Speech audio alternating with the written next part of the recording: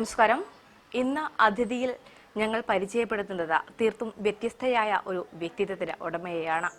നമ്മൾ ഒരുപാട് കവികളെ അല്ലെങ്കിൽ ഇത്തരത്തിലുള്ള ഒരുപാട് വ്യക്തികളെ പരിചയപ്പെട്ടിട്ടുണ്ടെങ്കിലും എനിക്ക് തോന്നുന്നു ഇന്ത്യയിൽ തന്നെ വളരെ അപൂർവമുള്ള ഒരാളാണ്. ഇൻട്രൊഡക്ഷൻ കേൾക്കുന്ന സമയത്ത് പ്രേക്ഷകർക്ക് ആകാംക്ഷയുണ്ടാവും കൂടുതൽ കാര്യങ്ങൾ അറിയുന്നതിന് വേണ്ടി, അല്ലേ ഫൈസ?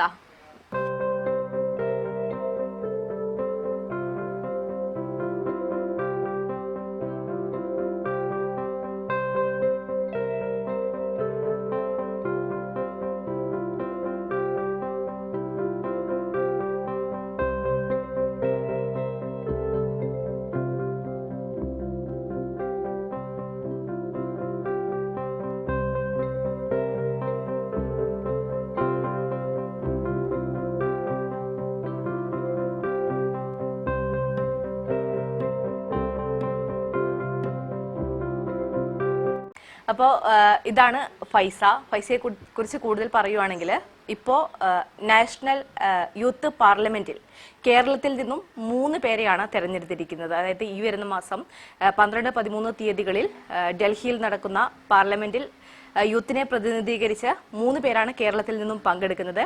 അതിൽ ഒരാളാണ് ഫൈസ. അപ്പോൾ ഈ ഒരു ഇൻട്രൊഡക്ഷന്റെ പ്രാധാന്യത്തെ പറ്റി ഇപ്പോൾ പ്രേക്ഷകർക്ക് മനസ്സിലായിട്ടുണ്ടാവുമെന്ന് കരുതുന്നു. ഫൈസ, അപ്പോൾ നമുക്ക് ഈ ഒരു യൂത്ത് പാർലമെന്റിനെ പറ്റി തന്നെ സംസാരിച്ച് തുടങ്ങാം.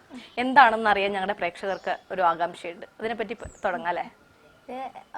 നാഷണൽ യൂത്ത് പാർലമെന്റ് ഫെസ്റ്റിവൽ എന്ന് പറഞ്ഞാൽ നടക്കുന്ന ഒരു വലിയ ഫെസ്റ്റിവലാണ്. അപ്പം ഇതിൽ ഒരു ഡിക്ലമേഷൻ കോൺടെസ്റ്റ് എന്ന് പറഞ്ഞിട്ടാണ് ഒരു കോൺടെസ്റ്റിൽ പങ്കെടുക്കാനുള്ള അവസരം കിട്ടിയത്.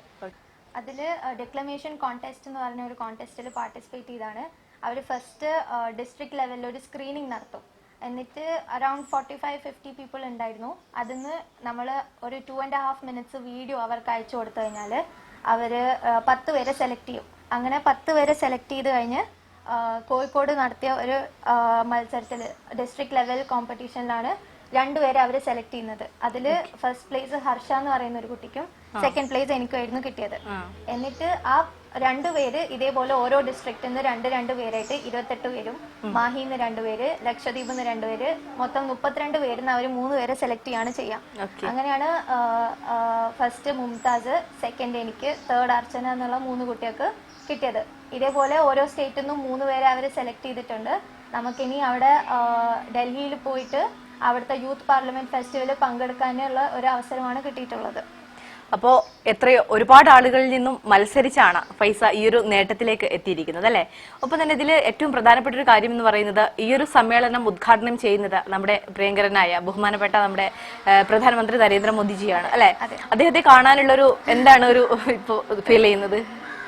അദ്ദേഹത്തെ ഇതേപോലെ വാർത്തയിലും പത്രത്തിലും വീട്ടുകാർ പറഞ്ഞിട്ടും ഓരോരോ നാട്ടിൽ നടക്കുന്ന ഓരോ കാര്യങ്ങള് കാണുമ്പോഴൊക്കെയാണ് ഇതുപോലെ കണ്ട് ശീലമുള്ളൂ. ഇനി നേരിട്ട് കാണാൻ ഒരു അവസരം കിട്ടുക എന്ന് പറയുന്നത് ഒരിക്കലും വിചാരിക്കാത്ത ഒരു കാര്യം. ഈവൻ ഈ കോൺടെസ്റ്റിൽ പാർട്ടിസിപ്പേറ്റ് ചെയ്യുമ്പം എൻ്റെ കസിൻ ഷാമിൽ പറഞ്ഞിട്ടാണ് ഇങ്ങനെ ഒരു കോൺടെസ്റ്റ് ഉള്ളതെന്ന് ഞാൻ അറിയുന്നത്. അത് സ്ക്രീനിങ്ങിന് കൊടുക്കുമ്പോഴോ അല്ലെങ്കിൽ പാർട്ടിസിപ്പേറ്റ് ചെയ്യുമ്പോഴോ ഒന്നും അറിയില്ല ഇത് അവസാനം ഇങ്ങനെ ഒരു അവസരം കിട്ടും എന്നുള്ളത്. അപ്പോ ഞാനും സന്തോഷത്തിലാണ്, വീട്ടുകാരും സന്തോഷത്തിലാണ്. എന്തെങ്കിലും കാര്യം അദ്ദേഹത്തോട് സംസാരിക്കാനോ മറ്റോ കരുതി വെച്ചിട്ടുണ്ട്? പ്രത്യേകിച്ച് നമ്മുടെ ഈ ഒരു ഏരിയ, അതായത് കേരളത്തില് നാദാപുരം എന്ന് പറയുന്ന സമയത്ത് രാഷ്ട്രീയപരമായിട്ടൊക്കെ ഒരുപാട് പ്രശ്നങ്ങൾ ഉണ്ടായിരുന്നു. ഒപ്പം തന്നെ നമുക്ക് അഭിമാനിക്കാനുള്ള ഒരുപാട് നേട്ടങ്ങളും നമ്മുടെ നാടിനെ കുറിച്ച് പറയാനുണ്ട്, അല്ലെ? എന്തെങ്കിലും അദ്ദേഹത്തോട് ചോദിക്കാനോ അല്ലെ അദ്ദേഹത്തോട് എന്തെങ്കിലും പറയാനോ ഒക്കെ ആയിട്ട് കരുതി വെച്ചിട്ടുണ്ടോ? കരുതി വെച്ചിട്ടൊന്നുമില്ല. അവരെ നേരിട്ട് കണ്ട് സംസാരിക്കാൻ ഒരു അവസരം കിട്ടുവാണെങ്കിൽ ആദ്യം തന്നെ നമ്മുടെ പ്രധാനമന്ത്രിയാണ് ഒരുപാട് കാര്യങ്ങൾ നമുക്ക് ചെയ്ത് തന്നിട്ടുള്ളതുമാണ്. ഒരുപാട് ഇതേപോലെ ഒരു അവസരം യൂത്തിന് നൽകുന്നത് തന്നെ നമുക്ക് വേണ്ടി ചെയ്ത ഒരു വലിയ കാര്യമാണ്. അതിന് തന്നെ ആദ്യം നന്ദി അറിയിക്കണം. നമ്മുടെ നാടിന് ഇപ്പൊ ആവശ്യമുള്ളതും ഇത് തന്നെയാണ്. ഇപ്പം ഇങ്ങനെ ഒരു കോൺടെസ്റ്റിൽ പാർട്ടിസിപ്പേറ്റ് ചെയ്തപ്പോഴാണ് എനിക്ക് പോലും മനസ്സിലാവുന്നത് കേരളത്തിൽ ഇത്രയും വണ്ടർഫുൾ ആയിട്ട് സംസാരിക്കാനും, അപ്പൊ അവര് തരുന്ന ടോപ്പിക്സ് തന്നെ ആ ഒരു രീതിയിലാണ്. ഇന്ത്യയിൽ നമുക്ക് വരുത്താൻ പറ്റുന്ന മാറ്റങ്ങളെ കുറിച്ച് സജഷൻസും എന്താണ് നമുക്ക് അതിനെ പറ്റിയുള്ള അഭിപ്രായം എന്നൊക്കെ അറിയാൻ വേണ്ടിയുള്ളത്. അപ്പം അങ്ങനെ കേരളത്തിൽ ഇത്രയും ഒരു വോയിസ് ഉണ്ട് എന്നറിയുന്നത് തന്നെ ഈ പാർട്ടിസിപ്പേറ്റ് ചെയ്തതിന് ശേഷമാണ്. അപ്പം എനിക്കല്ല ആർക്ക് കിട്ടിയാലും ഇതൊരു നല്ല അവസരമാണ്. ഇപ്പം ഞാൻ പറഞ്ഞ speech harnessing the power of women എന്ന് പറഞ്ഞിട്ടുള്ളതാണ്. അപ്പം നമ്മുടെ നാട്ടിൽ തന്നെ ഇപ്പൊ കേരളത്തെ പറ്റി പറയാൻ തന്നെയാണെങ്കിൽ ശൈലജ ടീച്ചർ ഒരു ഏറ്റവും വലിയ എക്സാമ്പിൾ ആണ്. സെൻട്രൽ ലെവലിൽ പറയുകയാണെങ്കിൽ ലേറ്റ് ശ്രീമതി സുഷമ സ്വരാജ് ഒരു വലിയ എക്സാമ്പിൾ ആണ്. അപ്പൊ നമുക്ക് കണ്ടുപഠിക്കാൻ തന്നെ നമ്മുടെ നാട്ടിലും നമ്മുടെ ഇന്ത്യയിൽ തന്നെ ഇത്രയും നല്ലൊരു എക്സാമ്പിൾ, അതായത് ലോകത്തെ തന്നെ അറിയിക്കുന്ന രീതിയിലുള്ള എക്സാമ്പിൾ സെറ്റ് ചെയ്യുന്നവരെ പറ്റിയൊക്കെ സംസാരിക്കാനുള്ള ഒരു അവസരം കിട്ടിയിരിക്കുന്നത്. അപ്പം യൂത്തിന് ഇങ്ങനെ ഒരു വോയിസ് ഉണ്ട്. എനിക്ക് ഇങ്ങനെ ഒരു ചാൻസ് കിട്ടുന്നതും പോവാൻ പറ്റുന്നതും ഇതിനൊന്നും വീട്ടുകാർ അവരെ എൻകറേജ് ചെയ്യുന്നതാണ്. ഇതേപോലെ സപ്പോർട്ട് ചെയ്യുന്ന നാട്ടുകാരാണുള്ളത്. വീട്ടിലുള്ളവരും നാട്ടിലുള്ളവരും ഒക്കെ ഇതിനെ പ്രോത്സാഹിപ്പിക്കുന്ന ആൾക്കാരാണ്. അപ്പം ഇതിന് പോയിട്ടുണ്ടെങ്കിൽ വലിയൊരു അവസരമായിട്ടാണ് ഞാനിത് കാണുന്നത്. കണ്ടു കഴിഞ്ഞാൽ നന്ദി അറിയിക്കണം. തീർച്ചയായും നമുക്ക് ഇത്തരത്തിലൊരു കാര്യത്തിലേക്ക് ഇറങ്ങിത്തിരിക്കുമ്പോൾ ആദ്യം ഫാമിലിന്റെ സപ്പോർട്ട് തന്നെയാണ് വേണ്ടത് അല്ലെ? എത്രത്തോളാണ് ഫൈസന്റെ ഫാമിലി ഈ ഒരു കാര്യത്തിൽ സപ്പോർട്ട് ചെയ്തത്? ഫാമിലിന്റെ സപ്പോർട്ട് പറഞ്ഞു തുടങ്ങുകയാണെങ്കിൽ ഇതെനിക്ക് ഇങ്ങനെ ഒരു കോമ്പറ്റീഷനെ പറ്റി പറഞ്ഞു തരുന്നത് തന്നെ എന്റെ കസിൻ ഷാമിലാണ്. അവൻ പറഞ്ഞു നിർബന്ധിച്ചാണ് ആക്ച്വലി ഇങ്ങനെ ഒരു കോമ്പറ്റീഷന് ഞാൻ പാർട്ടിസിപ്പേറ്റ് ചെയ്യാനിരുന്നതും. എപ്പോഴും ഓരോ ലെവൽ കഴിയുമ്പോഴും നിനക്ക് കിട്ടും എന്ന് തന്നെ പറഞ്ഞിട്ടുണ്ട്. പിന്നെ എൻ്റെ ഉപ്പ എൻ്റെ ഉമ്മ ഇങ്ങനത്തെ ഒരു അവസരത്തിനും ഒരിക്കലും എപ്പോഴും പ്രോത്സാഹിപ്പിച്ചിട്ടേ ഉള്ളൂ. എന്തൊരു അവസരമാണെങ്കിലും ഈ ഒരു ഓപ്പർച്യൂണിറ്റി ഇനി വരില്ല, ഇതെടുത്തോളൂ എന്ന് മാത്രം പറയുന്ന ഉപ്പയും ഒന്നിനും എതിര് നിൽക്കാത്ത ഉമ്മയും ആണുള്ളത്.